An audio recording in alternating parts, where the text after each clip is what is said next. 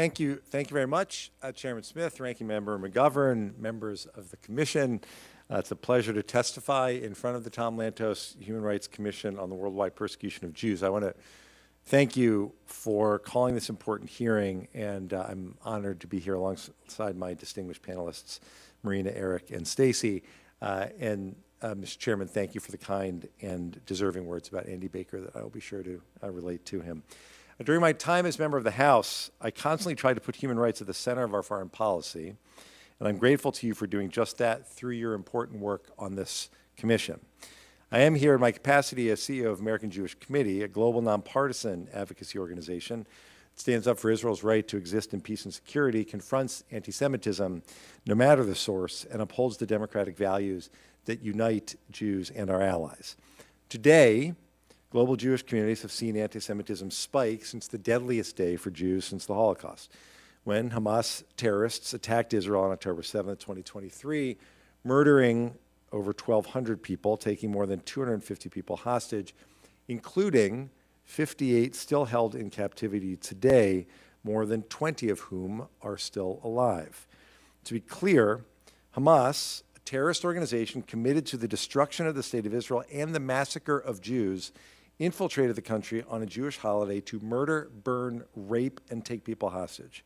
In response, many around the world shockingly praised this mayhem and murder and marched in support of the destruction.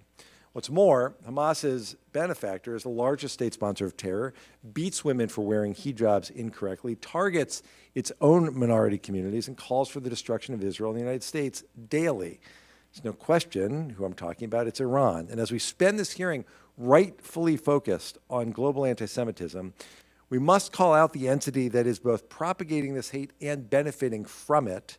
The IRGC's targeting of Jews, Iran's support for terrorists, violation of human rights, its active role in spreading violent anti-Semitism across the globe must matter today in this hearing and must matter in any negotiations pursued with the Iranian regime.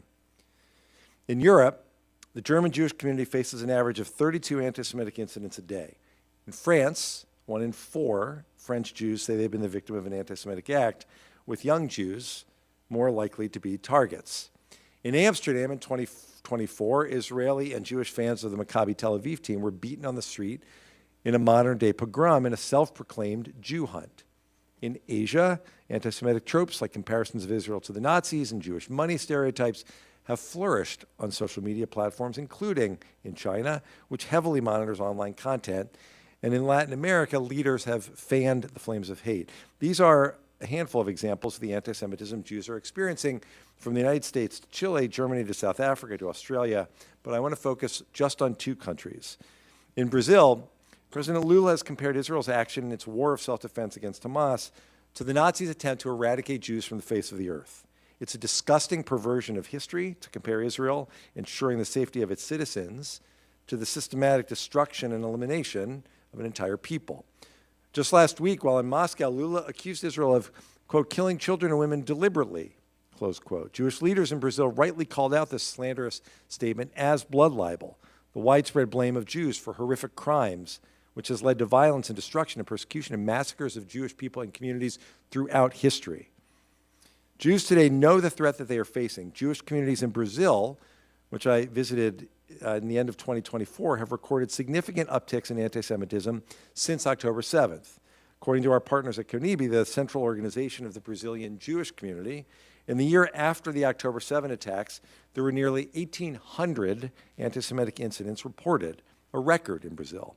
And while there, one Jewish leader told me that while in other countries that have anti-Semitism, they have leaders trying to fight it, in Brazil, there was no anti-Semitism, only a leader trying to create it. In France, the Jewish community, particularly young Jews, are under threat.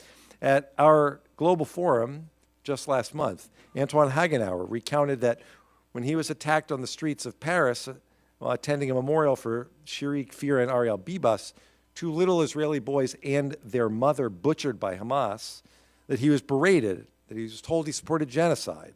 Before being punched in the head, he was threatened that he would be followed home, his address would be leaked, his family would be killed.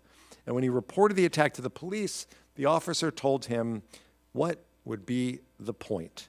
These stories make clear that anti-Semitism is an issue no matter where you are in the world, and though it might start as simply appalling rhetoric, it can and it has led to violence.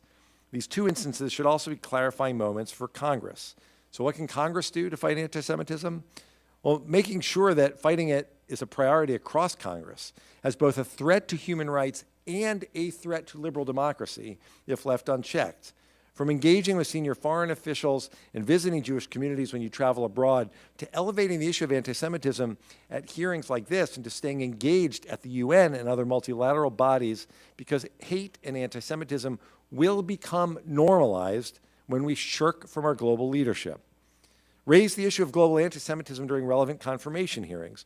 Encourage governments and departments at home and abroad to join the 46 other countries and over 1,000 cities, counties, and states in using the International Holocaust Remembrance Alliance working definition of anti-Semitism as a tool to more fully explain this multifaceted hate. The Senate should move quickly to confirm the President's nomination of Special Envoy to monitor and combat anti-Semitism. And Congress should provide $3 million for the office so that the U.S. can continue to be the moral leader on the world stage to fight anti-Semitism and protect the Jewish community globally. Congress should urge our allies and partners to adopt the global guidelines, which 42 countries have adopted, and the State Department has promoted, and provide a comprehensive framework for outlining actionable steps for governments to combat anti-Semitism. U.S. leadership is critical in this fight. And at this moment, American leadership in the global fight against anti-Semitism is more important than ever. Around the world, Jews are facing rising violence, harassment, and intimidation. Across continents, anti-Semitism has become normalized, and age-old conspiracies have found new life, amplified by technology and legitimized by public figures. In the U.S., it's a bar in Philadelphia where a sign saying "F the Jews" is lit up and paraded as people laugh. Or when many people come together to work on a music video about a song called Heil Hitler, with no one seeming to bat an eye. Across the world, extremist political parties are doubling down on anti-Semitism and Holocaust revisionism. At a minimum, they don't face any consequences, but often it is that vile rhetoric that fuels dramatic gains in their party's approval or support. In Romania, the far-right party, whose leader called the Holocaust a minor topic, surged ahead in the polls only to lose by a razor-thin majority earlier this week. In a country where almost all of the Jewish community are Holocaust survivors and their descendants, this minimization and trivialization of the Holocaust poses a direct threat to the Jewish community. This is as disgusting as it is outrageous, and it is incumbent upon us all to call it out and condemn this normalized Jew hatred. Anti-Semitism, in closing, does not just threaten Jewish communities. It threatens the values that hold free societies together. It fosters intolerance, it weakens democracy, it undermines human rights everywhere.